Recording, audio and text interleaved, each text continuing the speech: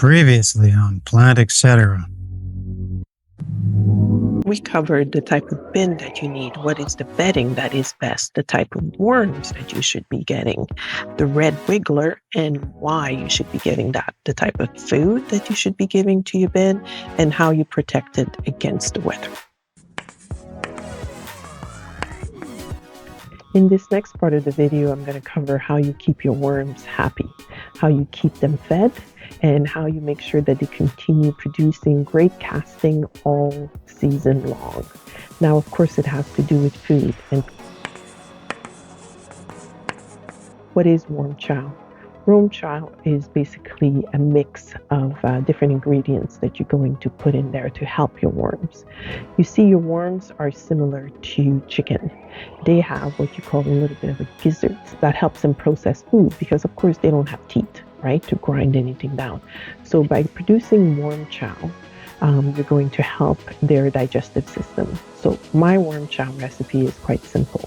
It's got quick oats in it, diatomaceous earth, I can't say the word, but it's written on the screen, you can see it, eggshell, red quinoa, and coffee grounds. Everything that I have in front here, basically I put through a little bit of a coffee mill that I have.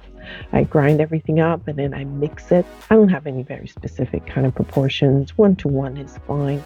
It's really just something that you're adding once in a while. I am not just feeding my worms with worm chow, so I'm not as worried. This is just like an added little boost that I give to them maybe once a month or whenever I remember. Honestly, I haven't done it as regularly as I should. So I'm just going through the process here of showing you what is on my table and what I'm going to grind. You'll of course need a container to keep that in. The eggshells that I used were basically boiled eggshells, so I didn't have to cook them again. If you're using just raw eggs that you've cracked and made an omelet with, you'll need to cook the shells before you process them the way I did. That was done. I mixed everything and I started with my first feeding.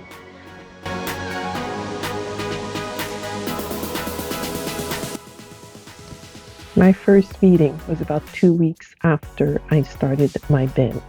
So what I did is I set up the bin, I waited a couple of weeks. Remember that I was doing this in the fall, so I wasn't expecting it to really, progress very quickly. So I waited 2 weeks before I came back again to give it anything more to eat. I had added a lot. Here I am. I'm going to show you, the 2 weeks difference between week 1 and week 2. They're basically at the same spot because there hasn't been much action. The weather wasn't great either, so it's not like it's in the summer. If you're starting your bin maybe in the springtime when the weather is warm, you might want to feed a little bit quicker than I did here, but I didn't in this case. And from what you can see, most of the food that I had put in it is still there. The paper is still there, the kale, the tomatoes, everything is still there. So not much has really happened. Showing you that that squash that I had put in basically hadn't even broken down yet. That was still there too. So today I'm going to give them a frozen banana. I put my fruits or vegetables in the freezer. It makes it easier for them to consume. It kind of falls apart much quicker than this process when I started the bin.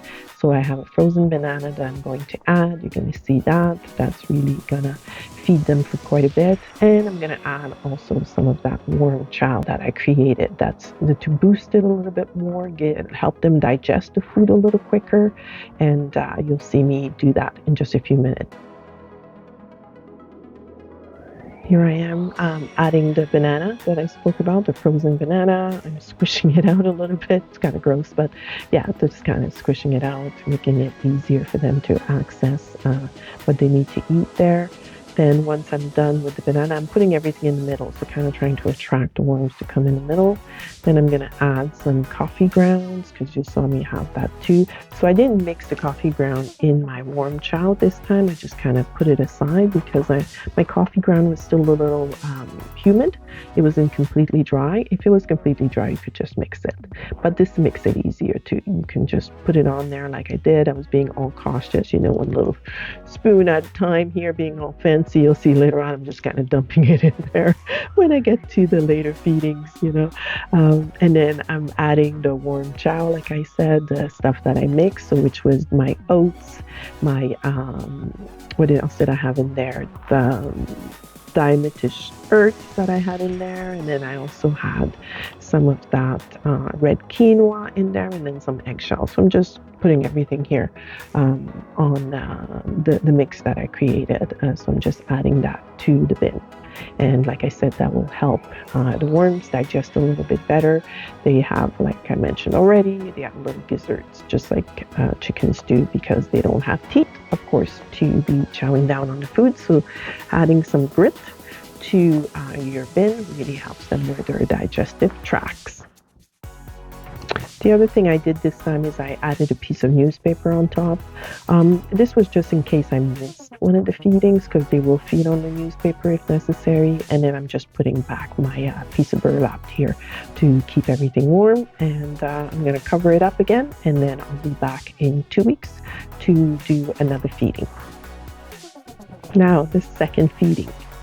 We are doing this, like I said, 2 weeks later again, and I'm doing it this far apart because it is the winter time where I am. It is kind of like late fall now that I'm doing this. Again, here I am removing the top, and you're going to start seeing the difference between what it looked like 2 weeks earlier and what it is at now. So basically a month from the time I started it, everything is still really moist, so no concern there. You can see the newspaper that I added last time is still there, not decomposing in any way, but ta-da, it is really brown now. Look at that. So if you remember last time, I'm going to show you the 2 weeks difference. The picture is quite a different story. You know, you could see the brown paper bags before, you could see all that, not this time around. Look, everything is nice and brown. You can even see the worms are more active. They're right at the top there, eating away. Could that be because of the worm chow that we added? Maybe it did kind of help them kind of get going, but that's a huge difference in what things look like. I mean, you can still see some pieces of the cardboard, not the cardboard, the brown paper bag. There's still some of the kale that is kind of visible there at the bottom, but definitely the worms have been much more active and have been busy, like feeding, and of course things have started to kind of compost also. Like the natural process of composting, I'm sure is helping. I'm kind of just using a stick there. I think I forgot my gloves that day. So you can see I'm kind of moving things around a little bit. The worms are right on top there. They're kind of moving, and there's some of the brown paper still, but you know, for sure there's a significant difference in the material change in how things are looking. So again, I'm going to repeat the process here. Oh, I found my ugly orange gloves. Like those gloves. But I'm moving things around, and I'm going to repeat the process again of adding another banana and adding some more food here. You'll be seeing what I'm adding in just a few seconds. So I did the same as last time. I kind of mixed the bin a little bit to make sure everything, you know, adding air in a way by mixing everything up a little bit more.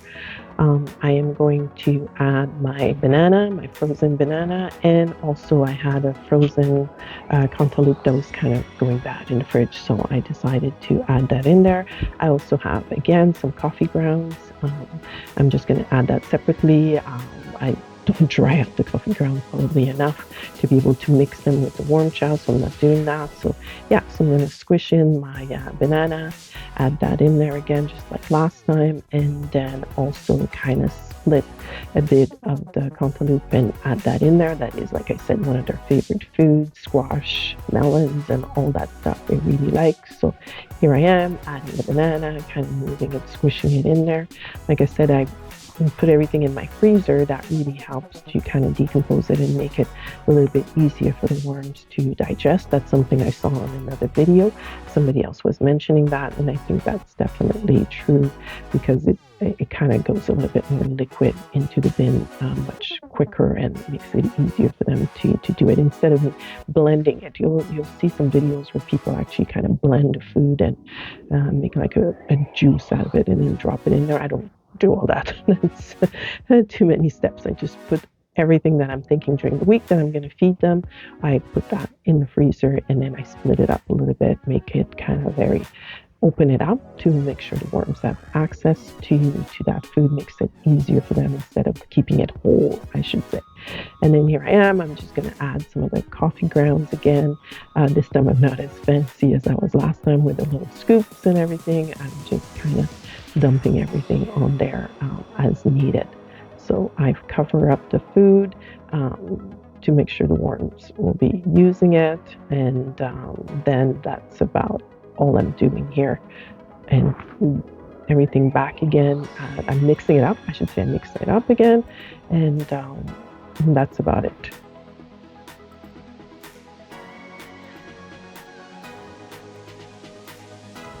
Now getting ready for the third feeding. This time I had my assistant helping me out.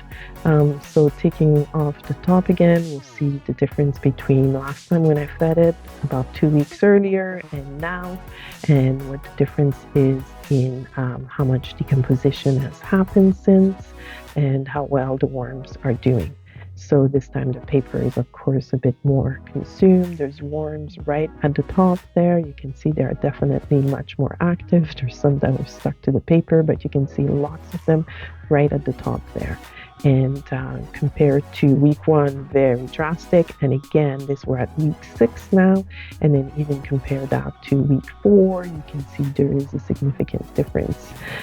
There's not much of the food that we saw last time with reference to the kale and all that, and the tomatoes that are now showing. So there is a significant difference between the bin from last time to now. Again, I'm going to go through it and add some more food. Here I am squishing out my banana again in there, and my frozen banana, adding it into the bin and then doing that. So it's very good. Adding some coffee grounds, and I think I also had some tea leaves and things like that I've added this time. A couple of maybe some kale leaf or something. I have something that's red there. I can't really see what it is. I don't remember.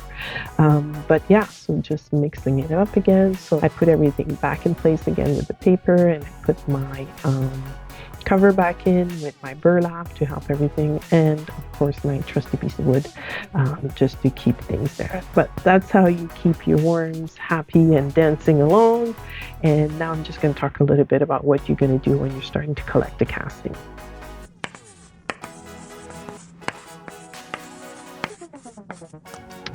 Now, collecting your worm casting, of course, this is the whole intent of doing this, is to be able to collect some of that dark or black gold that they call it. You're going to have to figure out how to separate your worms from that soil. There's lots of methods to use. There's a way of just making sure you put food to one side of the bin, and then the worms will move to that one corner, and then you'll be able, once they migrate on that side, you'll be able to collect from the other side. In my case, I have the 3-bin system. I'll probably just stop feeding the top bin and then just feed the bottom bin, and you'll see the worms will then move into the bin where the food is going to be, because there's kind of these massive holes in my bin. There's lots of things you can do with the casting. Of course, you're going to be able to put it into your soil, because that will help. You can use it also for your house plants, but one of the nice way of using it is to use it through a tea process. So basically, by which you put some of the castings into a bag, and then you run some water through, probably about a cup of casting to 5 gallons of water, and you just let it soak. And you could let that soak for about a week, and then you use some of that liquid to, of course, feed your plants, and it's supposed to be great. So that is something I'm looking forward to using. It's in a process of 3 to 6 months, so it will take a little while, especially that I started my compost bin in the winter. This will be something that I'll be able to use early in the spring. But I'm really happy that you guys have joined me for this kind of journey here in trying to get some worm casting or vermicompost started. So it's a lot of fun. It's like having a nice little pet that you don't have to really take outside or take for a walk. It kept me busy for the winter for sure, going back and seeing how they're doing and just making sure that everything is going well. Thank you for watching this video. I hope you've enjoyed this 2-part little series. You should watch the first video, where I discuss again how to set up the bins. Happy gardening. Make sure you subscribe, and see you in the next video.